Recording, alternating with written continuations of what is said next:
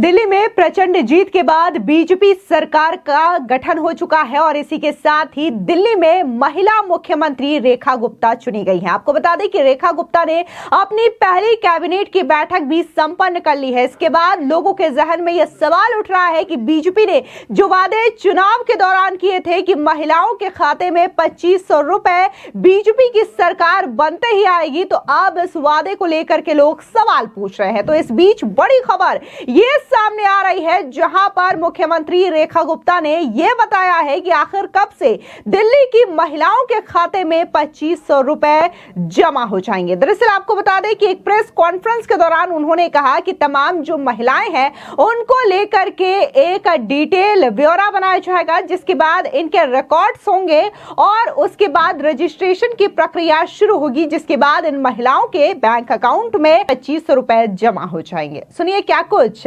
मुख्यमंत्री रेखा गुप्ता ने कहा।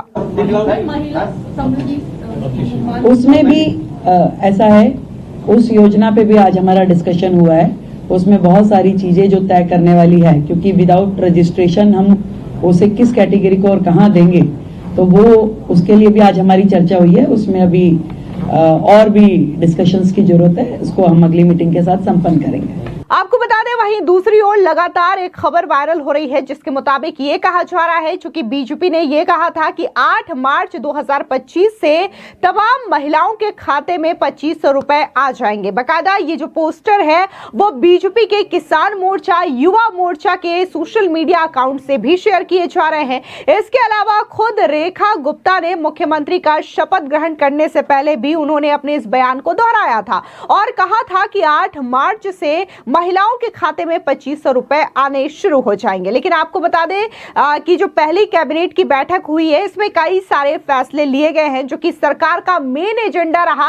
इसको लेकर के इस वक्त सरकार काम कर रही है, जिसमें सबसे पहला जो एजेंडा रहा वो आयुष्मान भारत योजना को दिल्ली में लागू करना, और दूसरे अगर एजेंडे की बात करें तो वो एजेंडा रहा कैग रिपोर्ट को विधानसभा के सत्र में पेश करना। और इसी के साथ ही आपको बता दें कि इन तमाम एजेंडों को लेकर के बीजेपी की सरकार चल रही है। रेखा गुप्ता ने इसको लेकर के फैसले लिए हैं और इसी के साथ ही कब से महिलाओं के खाते में 2500 रुपए आएंगे, इसको भी लेकर के उन्होंने जानकारी लोगों के साथ साझा की है। तो वहीं दूसरी बड़ी खबर की बात करें तो आपको बता दें कि स्पीकर विजेंद्र गुप्ता ने यह बताया कि आखिर विधानसभा का पहला सत्र कब से शुरू होगा। दरअसल आपको बता दें कि स्पीकर विजेंद्र गुप्ता ने शुक्रवार को बताया कि विधानसभा का सत्र 24 फरवरी को शुरू होगा। यह सत्र 27 फरवरी 2025 को समाप्त होगा। बीजेपी सरकार नवगठित विधानसभा के पहले सत्र में ही कैग रिपोर्ट पेश करेगी। इतना ही नहीं, बकायदा विजेंद्र गुप्ता ने यह भी कहा कि इस जो विधानसभा का सत्र शुरू होगा, इसमें प्रोटेम स्पीकर तमाम विधायकों को शपथ भी ग्रहण करवाएंगे। क्या कुछ उन्होंने कहा है, सुनिए। ये कल कैबिनेट की मीटिंग में डेट्स डिसाइड की गई हैं, 24, 25 और 27, यानी कि 3 दिन का सेशन बुलाया जा रहा है और मंडे से शुरू होगा।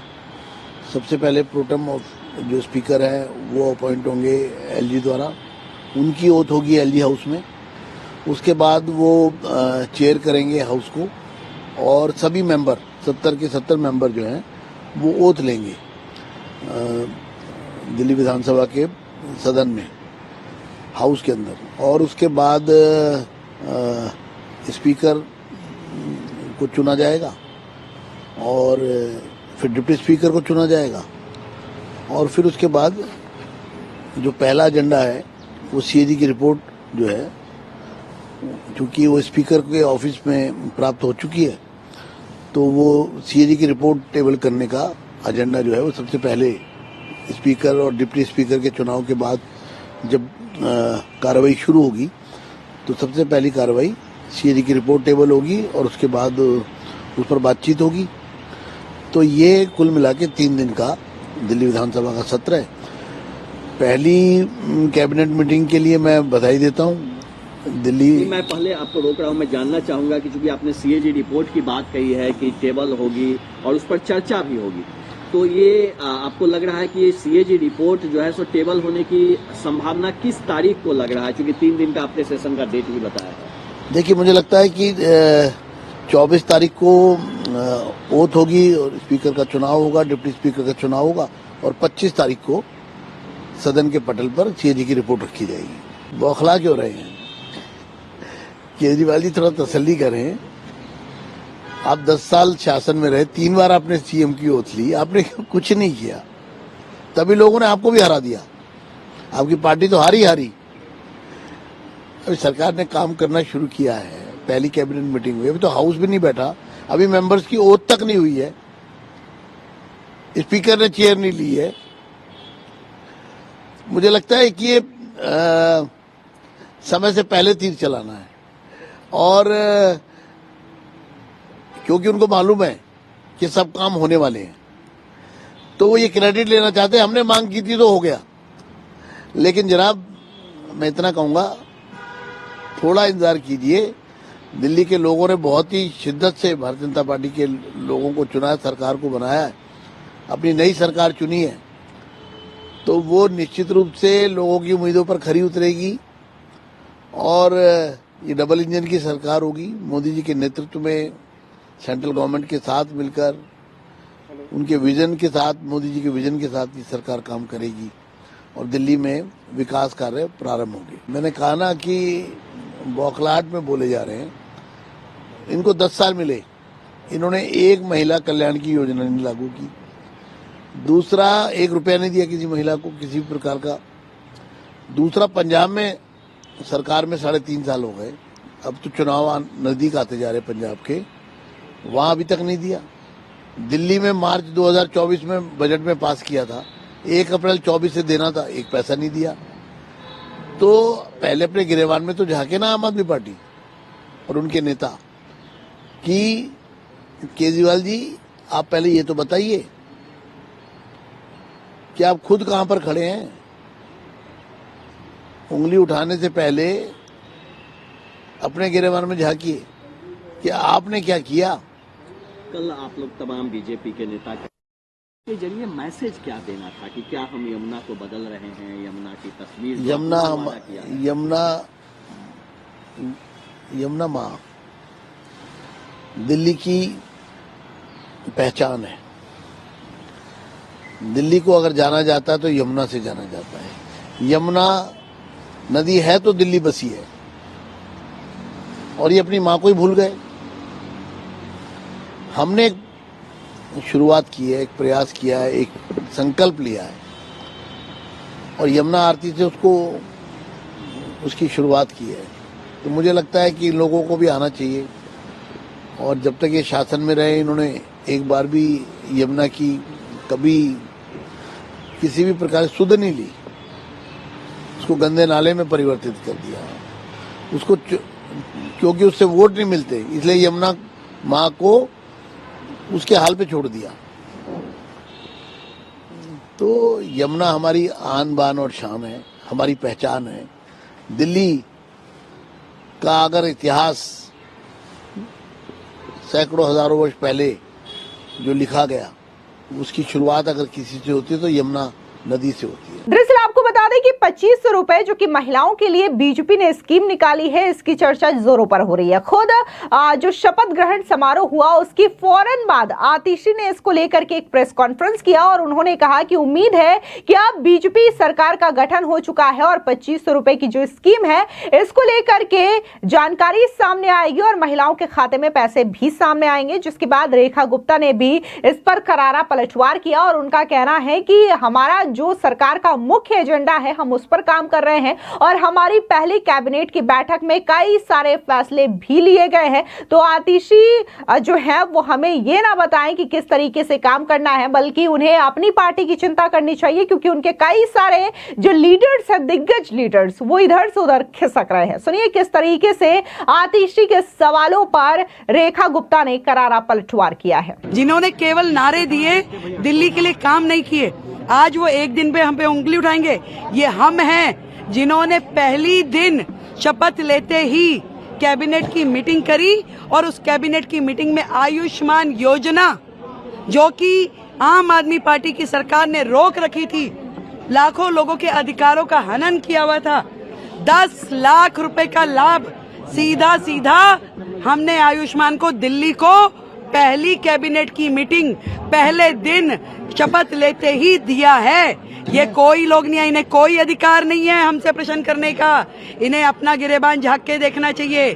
दिल्ली की चिंता अब हम करेंगे। मोदी जी के नेतृत्व में दिल्ली के जो अधिकार हैं वो दिल्ली को दिए जाएंगे।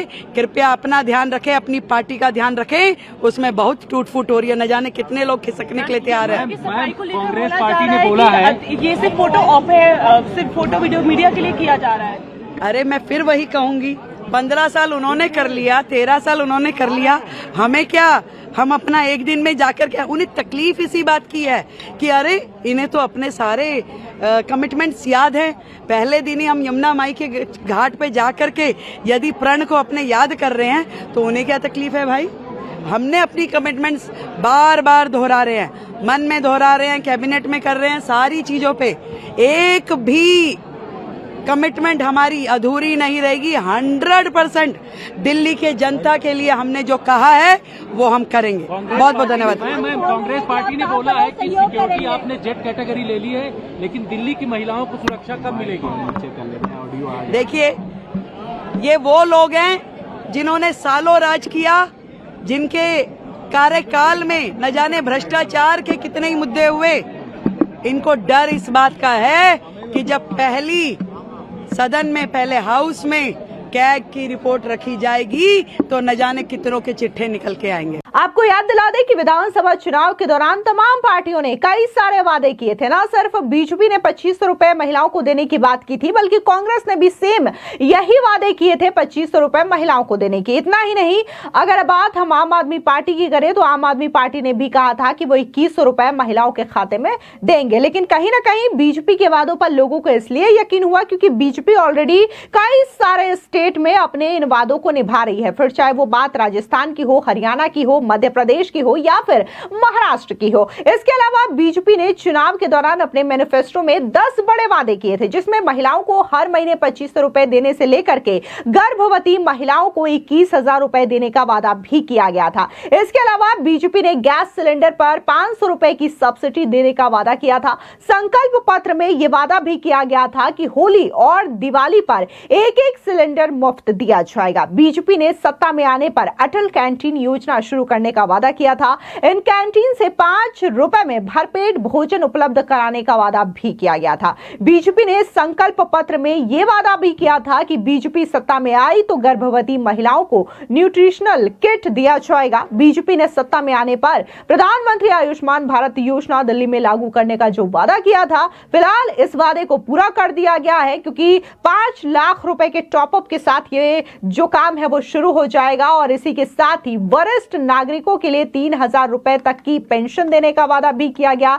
इसके अलावा जो अतिरिक्त स्वास्थ्य बीमा है उसे भी बीजेपी ने वादा किया था कि वो ये चीजें करेंगे। फिलहाल इन तमाम चीजों को लेकर के सिलसिलेवार तरीके से जो कैबिनेट की पहली बैठक बुलाई गई थी, इसमें फैसले लिए गए हैं। इसके अलावा कहा यह भी जा रहा है कि मुख्यमंत्री रेखा गुप्ता ने आज भी एक अहम बैठक बुलाई है अपने तमाम कैबिनेट के मिनिस्टर्स के साथ, और इसमें खास तौर से यमुना की साफ सफाई, पॉल्यूशन से कैसे राहत दिलाया जाए, इन तमाम एजेंडों को लेकर के सरकार काम करेगी। क्योंकि कहीं ना कहीं दिल्ली में सबसे ज्यादा जो समस्या रही है वो पॉल्यूशन का मुद्दा रही है, और इसी के साथ ही यमुना की साफ सफाई का भी एक बड़ा और अहम मुद्दा रहा। खैर, यमुना की साफ सफाई का काम तो शुरू हो चुका है, तो वहीं दूसरी ओर अब लोगों को इस बात का इंतजार है कि कब दिल्ली के लोग स्वच्छ हवा में सांस ले, तो इसको लेकर के भी जल्द से जल्द कई सारे एजेंडों पर, कई सारे फेजेस में काम करना बीजेपी की सरकार शुरू करने वाली है। आपको बता दें कि इसके अलावा बीजेपी के राष्ट्रीय महासचिव तरुण चुग का बयान भी सामने आया। उनका कहना है कि जो पहली कैबिनेट में फैसले लिए गए हैं, ये दिखाता है कि कैसे रेखा गुप्ता की सरकार में प्रधानमंत्री मोदी के नेतृत्व में डबल इंजन की सरकार काम कर रही है, और जो वादे प्रधानमंत्री मोदी ने किए थे अब वो मोदी की गारंटी के तौर पर दिल्ली में पूरे किए जाएंगे। सुनिए तरुण चुग का ये बयान। प्रधानमंत्री नरेंद्र मोदी जी के आशीर्वाद वाली दिल्ली की भाजपा की रेखा गुप्ता की डबल इंजन की सरकार मिशन मोड पर कार्य कर रही है। 27 साल से जो दिल्ली को पीछे फेंक रखा था, 15 साल कांग्रेस के यानी कापदा के और लगभग 11 साल आपदा के, दिल्ली के विकास को ब्रेक लगा रखी थी। दिल्ली की गाड़ी, विकास की गाड़ी बैक गियर में चल रही थी। अब ये विकास की गाड़ी रुकने वाली नहीं है। भाजपा दिल्ली के स्वर्णिम विकास के लिए वचनबद्ध है। निश्चित दिल्ली को प्रधानमंत्री मोदी के विजन की यानी विश्व स्तरीय कैपिटल स्टेट बनाना है। भाजपा इसके लिए और लगातार काम करेगी। आतिशी ने कल प्रेस कॉन्फ्रेंस करके कहा कि मुझे उम्मीद है कि पीएम कहा था कि 2500 रुपए 8 मार्च से पहले सभी महिलाओं के खाते में। वादा खिलाफी के बादशाह आपदा के पूर्व मुख्यमंत्री केजरीवाल और बहन आतिशी से मैं निवेदन करूंगा कि दिल्ली की भाजपा की सरकार हर एक वादा पूरा करने वाली है। आपदा ने जनता को धोखा दिया था, इसलिए दिल्ली की जनता ने उन्हें सजा दी है। अब पंजाब में 2022 में आप सरकार में आए थे, 36 महीने बीत गए, 1100 दिन खत्म हो गए। महिलाओं के साथ किया वादा पूरा नहीं हुआ, युवकों को हर घर नौकरी का वादा पूरा नहीं हुआ, किसानों के कर्जे का माफी का वादा पूरा नहीं हुआ, किसानों को टॉप अप मिलने का वादा पूरा नहीं हुआ। हर क्षेत्र में पूरी तरह फेल आपदा की सरकार दिल्ली की तरह पंजाब में भी फेल हो चुकी है और उसकी उल्टी गिनती शुरू हो चुकी है। केजरीवाल साहब, भाजपा की चिंता छोड़िए, आपदा की चिंता करिए।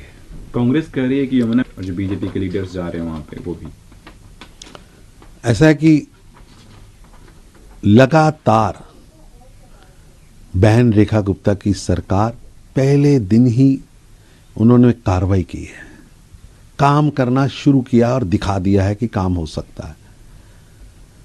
इससे आपदा और कापदा दोनों में घबराहट है। समझ आता है आपदा और कापदा की हताशा, निराशा, कुंठा। कापदा को 15 वर्ष मिले, आपदा को 10 वर्ष मिले, पर दिल्ली की जनता को दिया क्या? आपने कुछ किया नहीं। सरकार का समय रिश्वतखोरी, बयानबाजी, षड्यंत्र करने और भ्रम पैदा करने में निकाल दिया। इसीलिए जनता ने आपको विपक्ष में बैठाया। अब पछतावे क्या हो जब चिड़िया चुग गई खेत। फिलहाल इस पूरी खबर को लेकर के आपकी क्या राय है, कमेंट सेक्शन में जरूर बताएं।